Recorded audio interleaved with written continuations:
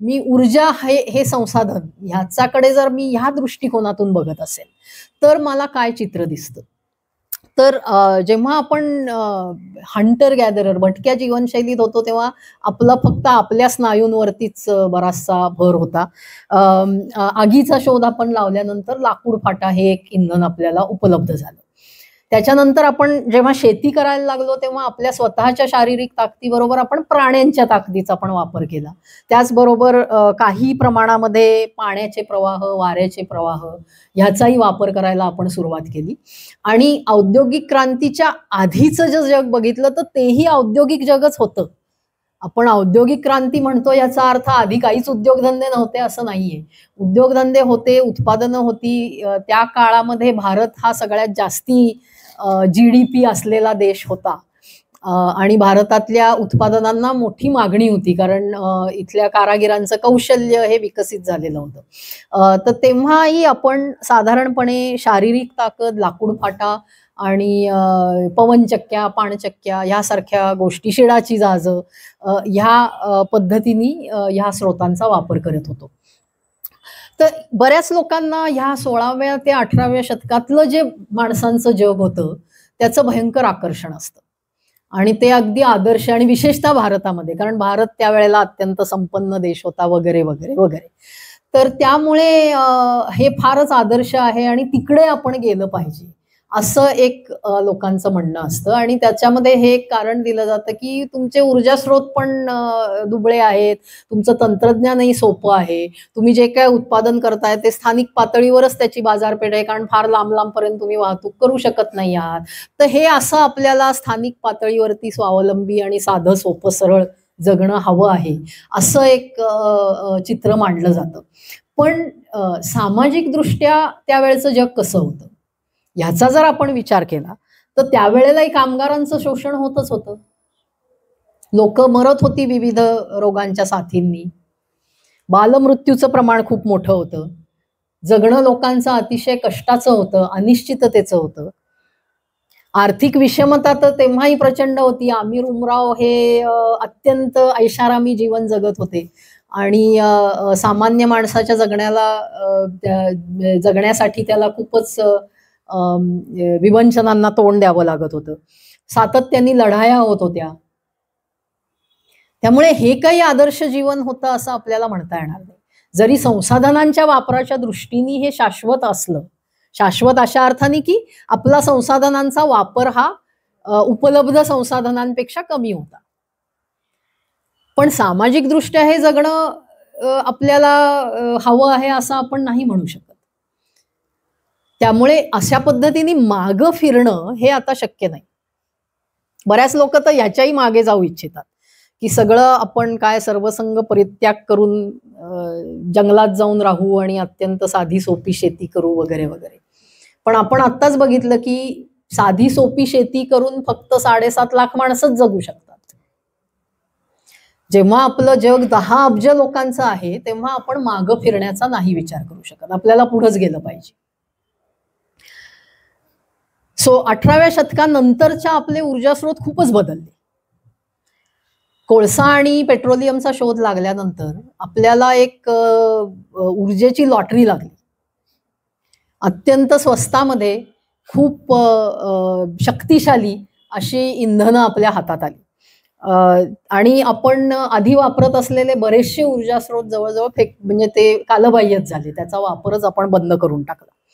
या काळामध्ये काय झालं की या मोठ्या ऊर्जा स्रोतांमुळे आणि तंत्रज्ञानामुळे मी मगाशी म्हटल्याप्रमाणे उत्पादनाचा दर वाढला, बाजारपेठा विस्तारल्या आणि आपला कन्झम्पशनचा जो रेट आहे म्हणजे उपभोगाचा जो दर आहे तो उपलब्ध संसाधनांपेक्षा जास्ती व्हायला लागला.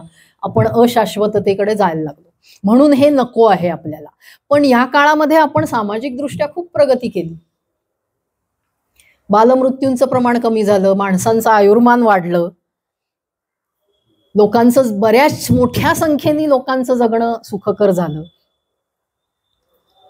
त्यामुळे हे आपल्याला मान्य करावंच लागेल की हे उच्च ऊर्जा घनता असलेले जी इंधनं आहेत त्याच्या वापरामुळे आपण सामाजिक प्रगती केलेली आहे.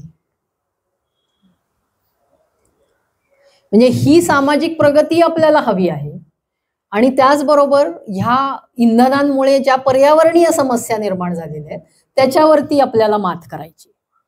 तर असं आपल्याला हा सामाजिक आणि पर्यावरणीय गोष्टींचा सुवर्ण मध्य साधण्याची गरज आहे ह्या शतकामध्ये. 21व्या शतकामध्ये आपल्याला मग कशी ऊर्जा पाहिजे, तर 21व्या शतकामध्ये आपल्याला मुख्यतः विकेंद्रित ऊर्जा निर्मिती आणि स्थानिक पातळीवरती ऊर्जा वापर अशा यंत्रणेची गरज आहे. ज्याच्यामुळे म्हणजे हे कशासाठी, तर आपण विजेचं उदाहरण घेऊया. आज वीज कशी तयार केली जाते, तर कोळसा जाळून वीज तयार करणारी औष्णिक विद्युत केंद्र ठिकठिकाणी आहेत.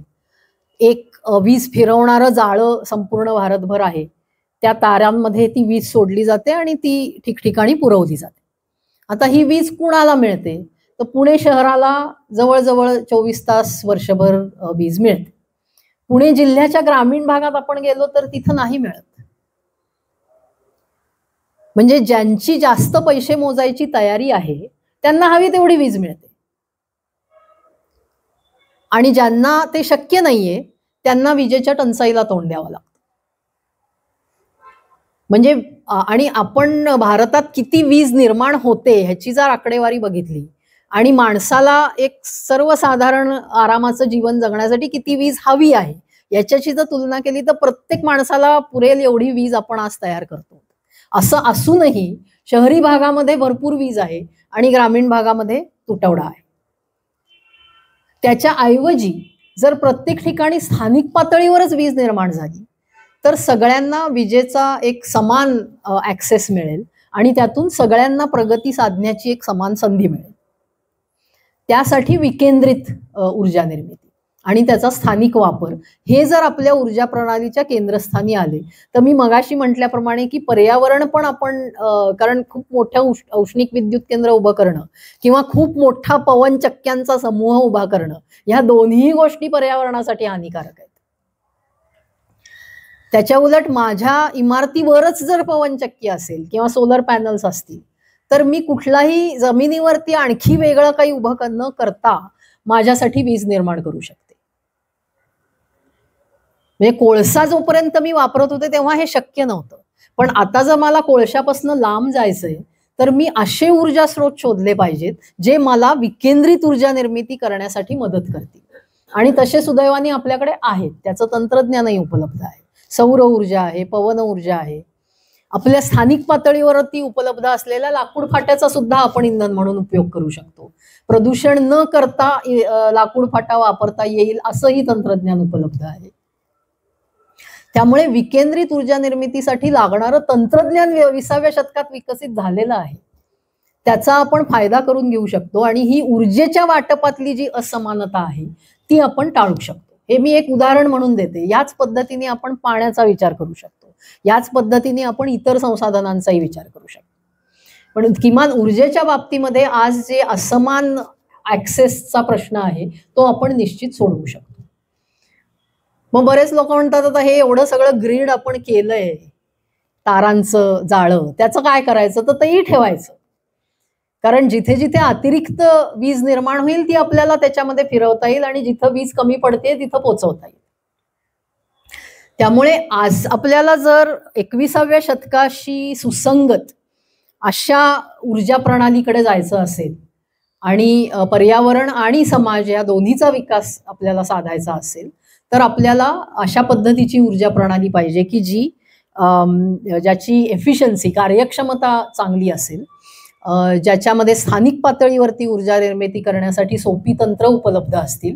ही ऊर्जा साठवूनही ठेवता आली पाहिजे कारण सौर ऊर्जा, पवन ऊर्जा ही आपल्याला 24 तास नाही निर्माण करता येत. ती जेव्हा उपलब्ध आहे तेव्हा त्याचं विजेत रूपांतर करून ती साठवून ठेवली पाहिजे. हे एक मोठं आव्हान होतं अगदी अलीकडेपर्यंत. पण गेल्या 10-1 वर्षांमध्ये बॅटरीच्या तंत्रज्ञानामध्ये इतकी प्रगती झालेली आहे की हे आता शक्य आहे.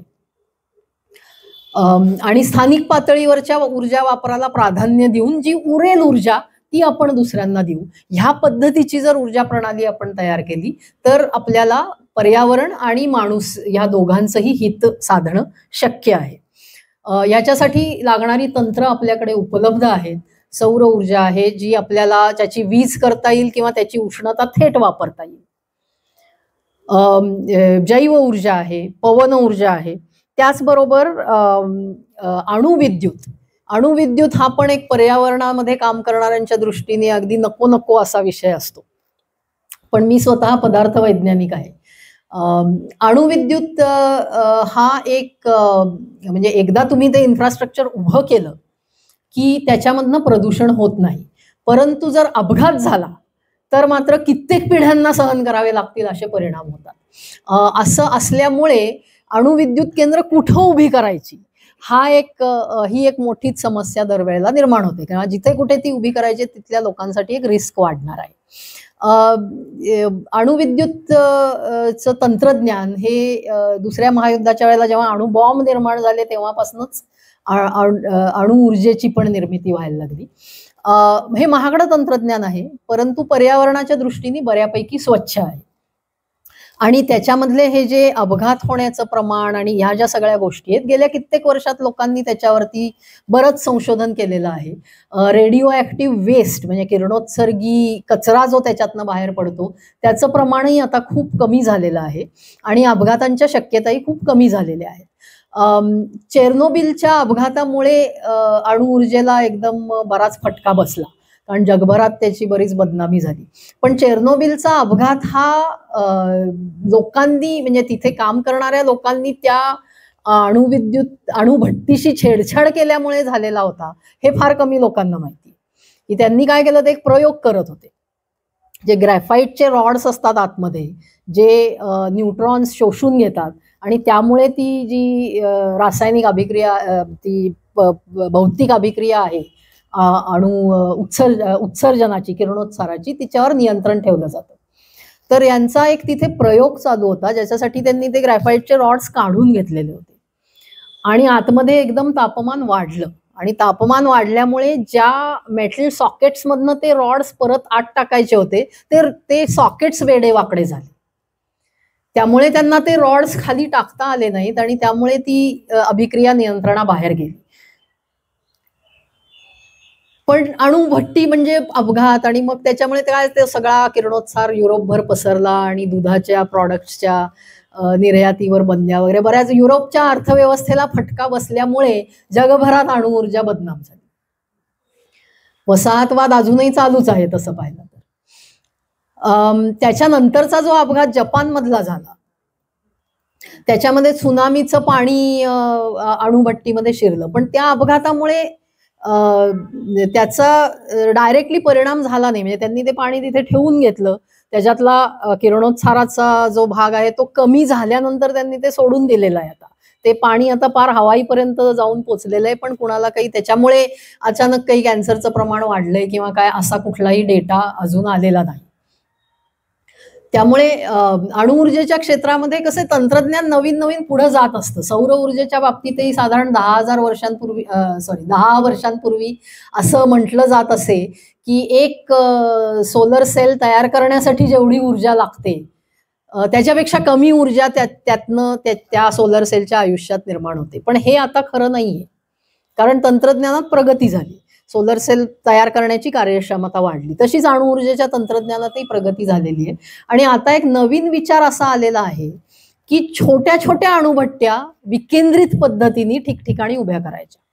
म्हणजे जरी अपघात झाला तरी तो तिथे स्थानिक पातळीवरती आपल्याला कंटेन करता येईल. एकदम मोठ्या मोठ्या भट्ट्या उभ्या करण्याकडे जायचं नाही. म्हणजे अणु ऊर्जेच्या क्षेत्रातही विकेंद्रीकरणाचा विचार आलेला आहे. ही एक खूप इंटरेस्टिंग गोष्ट आहे.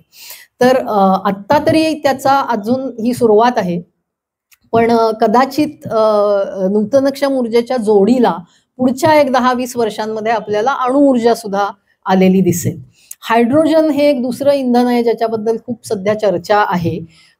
त्याच्यामध्ये काय होईल हे आत्ता सांगणं जरा अवघड आहे, कारण मी 1998 साली जेव्हा माझी PhD पूर्ण केली त्यावेळेला अशी चर्चा होती की पुढच्या 10 वर्षात हायड्रोजनचं इंधन येणार आणि सगळे आपले प्रश्न सुटणार, आणि ॲटॉमिक फ्युजन हे पण पुढच्या 10 वर्षात येणार आणि सगळे प्रश्न सुटणार. पण ही दोन्ही तंत्र अजून तेव्हा जे लोक बोलत होते तेच आजही बोलतायत. त्यामुळे फार काही त्याच्यात प्रगती झाली असं नाही.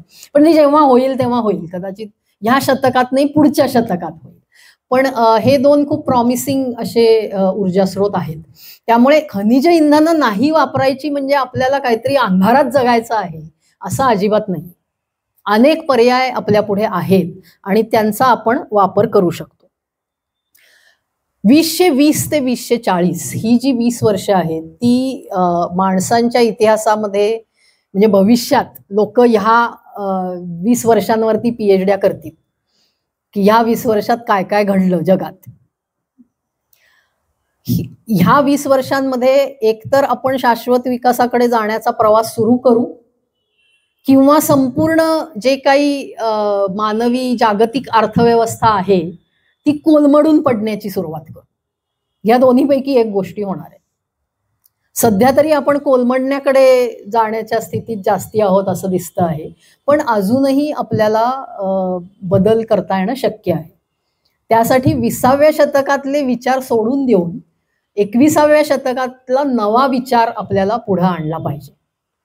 त्यामुळे इतिहासामध्ये गुंतून न पडता जर आपण त्याच्यातनं धडे घेत गेलो, ज्याची काही उदाहरणं मी सांगितलेली आहेत, त्या पद्धतीने आपण आपल्या विचारांना जर वेगळं वळण दिलं तर अजूनही आपल्याला संधी आहे की आपण एका शाश्वत मानवी जागतिक समाज व्यवस्थेचा पाया घालू शकतो ह्या 20 वर्षांमध्ये. त्याच्यासाठी आपल्याला सगळ्यांनाच खूप वेगळ्या पद्धतीने काम करावं लागेल, एकत्र यावं लागेल आणि हे काम फक्त झाडं लावा, झाडं वाचवा याच्यापुरतं मर्यादित राहून चालणार नाही. सामाजिक पातळीवरती काम करावं लागेल, आर्थिक विचार बदलण्यासाठी काम करावं लागेल.